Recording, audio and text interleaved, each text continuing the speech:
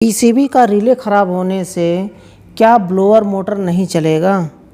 आज सारे जितने भी कन्फ्यूजन है आज मैं दूर करने वाला हूं, क्योंकि ये हमारे पास स्प्लिट एसी का पीसीबी 2 टन का हो या फिर 1.5 टन का हो, दोनों में सेम पीसीबी लगा हुआ है। जो हमारे पास एयर कंडीशनर है पीसीबी सेम होता है। ये पीसीबी है नॉन इन्वर्टर एयर कंडीशनर का। इन्वर्टर में थोड़ा सा डिफरेंस हो सकता है, लेकिन ये नॉन इन्वर्टर का है। क्या इसमें रिले ख़राब होगा तो क्या ब्लोअर मोटर चलेगा या फिर नहीं चलेगा? तो यहाँ पर देखिए कन्फ्यूजन जिन्होंने भी पूछा है, आप देख सकते हैं नीचे जिन्होंने भी पूछा है उनके अंदर जो भी कन्फ्यूजन है मैं समझ गया हूँ, उसे मैं आज क्लियर करने वाला हूँ। देखिए एक पीसीबी में, ये जो हमारे पास पीसीबी है ना, इसमें 6 रिले लगे हुए हैं। अब कौन सा रिले ख़राब होगा तब ब्लोअर मोटर नहीं चलेगा, सबको मैं क्लियर एक एक करके मैं सबको मैं बताऊंगा। यहाँ पे आप देख सकते हैं, यहाँ पर 3 रिले लगा हुआ है यहाँ पर, और 2 रिले यहाँ पर लगा हुआ है, एक बड़ा रिले यहाँ पर लगा हुआ है। अब कौन सा रिले कौन से यूनिट को रन करवाता है? तो यहाँ पर देखिए जो 3 रिले लगा हुआ है ना यहाँ पर, ये है इंडोर मोटर को रन करवाने के लिए 3 रिले है, जो कि हाई मीडियम लो 3 रिले लगा हुआ है। अगर इन तीनों रिले में से कोई भी एक रिले ख़राब हो जाता है तो एक स्पीड काम करना बंद कर देगा। अब यहाँ पर देखिए, आप सोच रहे होंगे कि 6 रिले क्यों लगा हुआ है।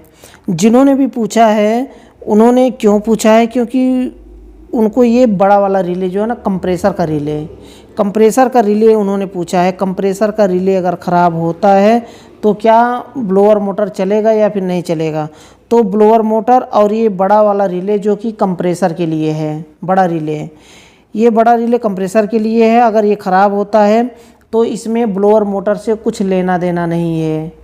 ये सिर्फ कंप्रेसर काम नहीं करेगा, या तो कंप्रेसर डायरेक्ट हो जाएगा या तो कंप्रेसर बिल्कुल नहीं चलेगा। ये ब्लोअर मोटर, इंडोर का जो ब्लोअर मोटर होता है उससे और इस रिले से कोई लेना देना नहीं है। इंडोर का जो ब्लोअर मोटर होता है, ये जो 3 रिले आपस में लगे हुए हैं एक साथ में, इन्हीं तीनों रिले से इंडोर का ब्लोअर मोटर चलता है। अगर इन तीनों में से ख़राब होता है, या तो तीनों ख़राब हो जाए या तो एक ख़राब हो, तो एक ख़राब होता है तो कोई एक स्पीड काम नहीं करेगा। अगर तीनों ख़राब हो जाए तो बिल्कुल काम नहीं करेगा ब्लोअर मोटर। और ये 2 रिले क्यों लगे हुए हैं आप इसको भी समझ लीजिए कि 2 रिले और क्यों लगे हुए हैं। ये 2 रिले जो लगा हुआ है ना, एक तो है जो कि आउटडोर फैन मोटर को रन करवाने के लिए, आउटडोर फैन मोटर को रन करता है ये, और दूसरा रिले जो लगा हुआ है 4 वे रिवर्सिंग वाल्व के लिए लगा हुआ है ये दूसरा रिले। यहाँ से अब देखिए सप्लाई कैसे कैसे निकल के जाती है। यहाँ पे जो जैक का पिन लगा हुआ ना, 1 2 3 4 यहाँ पे 5 यहाँ पे जैक लगे हुए हैं, 5 पिन लगे हुए हैं, एक जैक में 5 पिन है। ये इंडोर ब्लोअर मोटर के लिए जैक यहाँ पे फिट होता है, इंडोर का ब्लोअर मोटर यहाँ से रन करता है। और यहाँ पे 2 रिले लगे हुए हैं, यहाँ से एक रिले से एक पॉइंट से आउटडोर फैन मोटर को जाता है।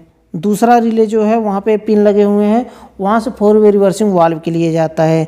और यहाँ पे आप बड़ा वाला रिले देख रहे हैं, एक तरफ लिखा हुआ है लाइव, एक तरफ लिखा हुआ है COM कंप्रेसर, यहाँ से कंप्रेसर के लिए जाता है ये बड़े वाले रिले से। तो बड़ा वाला रिले अगर ख़राब होता है तो या तो आपस में पॉइंट टच हो जाते हैं तो कंप्रेसर लगातार चलने लगता है, कंप्रेसर बंद ही नहीं होता है। रिमोट से अगर बंद करेंगे तो कंप्रेसर बंद नहीं होगा। अब देखिए इसे भी हम समझ लेते हैं थोड़ा यहाँ पर, कि कभी कभी क्या होता है कि स्प्लिट एयर कंडीशनर को हम इंडोर में रिमोट से बंद कर देते हैं, उसके बाद भी आउटडोर चलता रहता है, यानी कि कंप्रेसर चलता रहता है।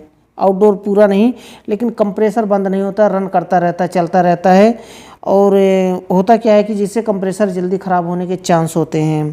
तो कुछ लोग कहते हैं कि इंडोर से साउंड आ रहा है, एयर जैसा सो करके साउंड आ रहा है, या फिर आउटडोर कंप्रेसर वहाँ पे चलता है तो साउंड तो करेगा ही। और जब पूरा सिस्टम बंद हो जाता है और कंप्रेसर केवल रन करता है तो और उसका साउंड बढ़ जाता है। तो यहाँ पर क्या होगा कि ये बड़ा वाला रिले यहाँ पर चेंज करने की ज़रूरत होती है उस समय। अगर ऐसा हो जाता है कि आउटडोर का कंप्रेसर लगातार चल रहा है तो वहाँ उस समय रिले, ये बड़ा वाला रिले ये चेंज कर देना चाहिए। और ये जो छोटा छोटा रिले है, आज तक मैं जितने दिन में मैं काम कर रहा हूँ, जितने दिन से आज तक मैं बहुत एसी रिपेयर किया हूँ, बहुत पीसीबी रिपेयर किया हूँ, लेकिन यह रिले आज तक मैं चेंज नहीं किया हूँ। क्योंकि यह रिले हो सकता है कि जल्दी ख़राब नहीं होता है ये रिले भी ख़राब होता होगा, लेकिन मेरे सामने ऐसा केस नहीं आया अभी तक कि छोटा वाला रिले कभी ख़राब हो जाए। कभी भी ख़राब नहीं हुआ, कभी भी आज तक मैं चेंज नहीं किया हूँ। जो भी चेंज किया हूँ ये बड़ा वाला रिले मैं हमेशा चेंज किया हूँ। जब जब ख़राब हुआ है कंप्रेसर डायरेक्ट उसके बगल में ये है ना फ्यूज, यहाँ पे हाई रैप्चरिंग कैपेसिटी फ्यूज लगाई जाती है, तब यह पीसीबी ऑन होता है। तो इस तरह से होता है। मुझे लगता है कि आप समझ गए होंगे। और कुछ अगर इसके बारे में आप जानना चाहते हैं, पूछना चाहते हैं तो बेझिझक आप मुझसे कमेंट बॉक्स में पूछ सकते हैं, मैं उसे बताने की कोशिश करूंगा। तो जिनके अंदर ये कन्फ्यूजन था, ये बड़ा वाला रिले उन्होंने कहा होगा कि ये बड़ा वाला रिले अगर ख़राब हो जाए तो क्या ब्लोअर मोटर चलेगा। तो ब्लोअर मोटर से और बड़ा वाला रिले से कोई लेना देना नहीं होता है। बड़ा वाला रिले अगर ख़राब होता है तो भी इंडोर चलेगा, इंडोर का ब्लोअर मोटर चलेगा, और आउटडोर का फ़ैन मोटर भी चलेगा, और आउटडोर का 4-वे रिवर्सिंग वाल्व भी ऑन होगा। लेकिन ये कंप्रेसर नहीं चलेगा। कंप्रेसर या तो नहीं चलेगा या तो लगातार चलता रहेगा, तो भी यह रिले चेंज करना पड़ेगा। अब सप्लाई मान लीजिए कि कैसे आप चेक करेंगे कि ये रिले ख़राब है आउटडोर का, ये बड़ा वाला रिले। तो यहाँ पर देख सकते हैं लाइव लिखा हुआ है ना, लाइव यहाँ पर इनपुट सप्लाई देते हैं। एक इनपुट सप्लाई यहाँ पे देते हैं, और ये दूसरा पॉइंट जो यहाँ पर न्यूट्रल 1 और न्यूट्रल 2 यहाँ पर लिखा हुआ है ना, यहाँ पर एक सप्लाई न्यूट्रल का देते हैं। अब आउटपुट सप्लाई जो निकलता है कंप्रेसर के लिए, यहाँ से COM लिखा हुआ है, यहाँ से एक सप्लाई निकाल करके सीधा यही कमांड लाइन होता है, ये सीधा निकाल करके हम कंप्रेसर के कॉमन पे देते हैं। कंप्रेसर के लिए ये सप्लाई निकल के जाता है। तो इस तरह से इसका कनेक्शन किया जाता है। और भी कनेक्शन मैं डिटेल में प्रैक्टिकल में बता चुका हूँ, नीचे डिस्क्रिप्शन में लिंक मिल जाएगा, वहाँ से क्लिक करके उस वीडियो को देखिए और सीखिए। तो मुझे लगता है कि वीडियो आपके लिए यूज़फुल रहा होगा, आपको पसंद आया होगा। और वीडियो आपको पसंद आया हो तो वीडियो को लाइक ज़रूर कर दें। लास्ट में बताना चाहूँगा, चैनल को सब्सक्राइब नहीं किया है तो चैनल को सब्सक्राइब कर लें। और अगर आप हमारी वीडियो को फेसबुक पर देख रहे हैं तो फेसबुक पेज को फॉलो कर लें, ताकि ऐसे ही वीडियो का नोटिफिकेशन आपको मिल पाए और वीडियो को देख पाएँ सबसे पहले। तो आज के लिए बस इतना ही था। अगली वीडियो में फिर जल्दी ही मिलते हैं एक नए टॉपिक के साथ।